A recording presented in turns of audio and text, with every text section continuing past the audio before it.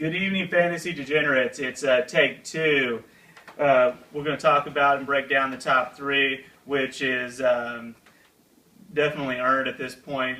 We have three teams at this point that are at 6-3. That is Sauter, Kevin, and Nick. Strack is no longer with us. He's sitting in his chair, making his tiny little penis happy. So, that being said, let's go ahead and jump in. At number 3, we have Sauter. So what do you think about Sauter? You know, I like Sauter. He is 6-3. You can't argue with that. I mean, basically, he gets one more win. He's in the conversation for tiebreakers and shit for the playoff. Mm-hmm. But the fact of the matter is, this week he gets Julius Thomas and Akeem Nicks off of bye. Mm-hmm. I think that's what really elites him to the next level. He has 4 games left. He really only needs one win, but he can get 2 out of the next 4, and I think he's in. Yeah, I definitely think, Todd, you're in the playoffs.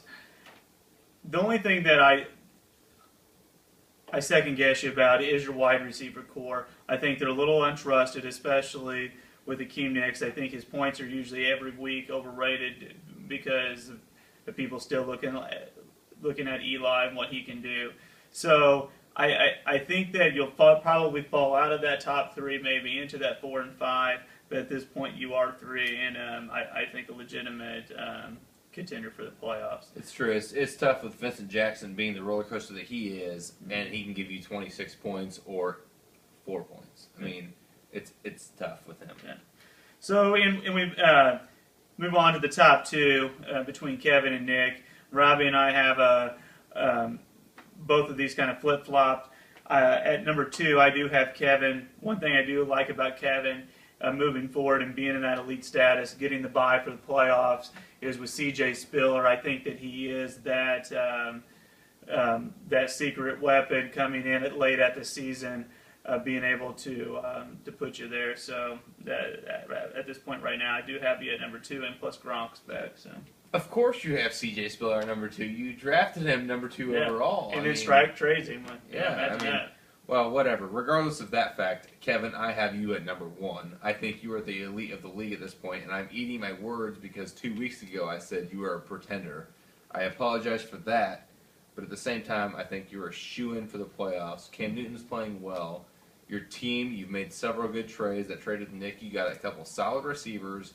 I think you've balanced out nicely. Marshawn Lynch is a beast, and there's not much to be said here. You're going to get a bye week 1 of the playoffs this year.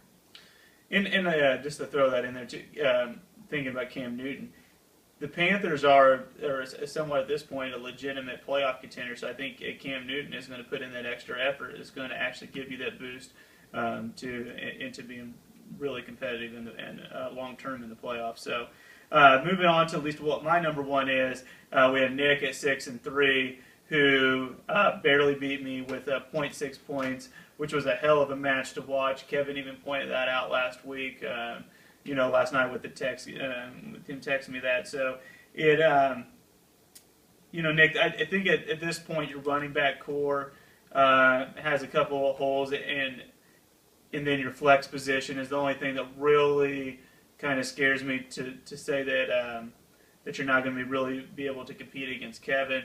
After more I think about it, I would put Kevin at number 1, Nick at you at number 2. So I guess I do agree with you, Rob. I mean, here's the thing. Here's the thing with Nick. The bottom line is he is literally 2 points away from being 4 and 5 instead of 6-3. 2 points is even a stretch. I think at this point it's even under a point because I think he beat Sauter by 0.01 or 0.02 or something. It was 0.1. 0.1. Right. So yeah. 0.7. You are 2 losses away. I mean he's lucked out, and that's what it takes in fantasy. Yeah. I mean, he's legit enough. He's got his wins.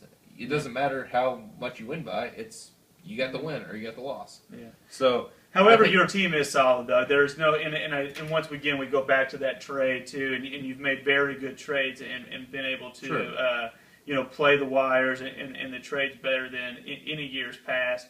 Getting Keenan Allen, and then this trade, he flipped Phillip Rivers for another solid running back in Fred Jackson. Yeah. I think that Nick has the tools, and right now he'd be getting the bye in the playoffs as the number 2 seed, and I think that Nick is on that borderline 2-3 seed and may get that bye in the end regardless. So basically, at this point too, the rest of the season is going to be pretty competitive. One thing to remember: the trade deadline is November 20th. So you have basically 2 weeks. 2 weeks. So make some trades. Really start to be able to kind of tweak your lineups and get it to the point where you're going to be competitive. Good luck to you. And as a reminder, Strack, nobody wants Darren Sproles. No, Strack, your season's over anyways. So as we always say, if you're winning, it's fantasy. If you're losing, it's just fake. So see you in week 11, bitches. yeah, stay in there.